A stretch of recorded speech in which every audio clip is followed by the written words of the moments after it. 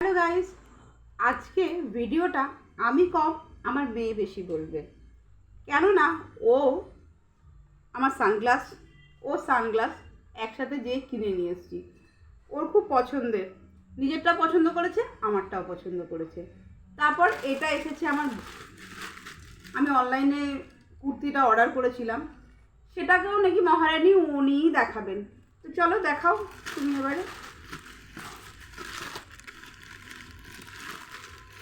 আমার কিছু করতে দেবে না।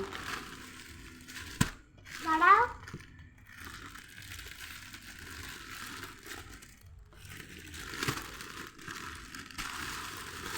এই দেখেন, অনেক সুন্দর কুর্তিটা। বলো, জোরে বলো। অনেক সুন্দর কুর্তিটা, কিন্তু আমার এটা পছন্দ।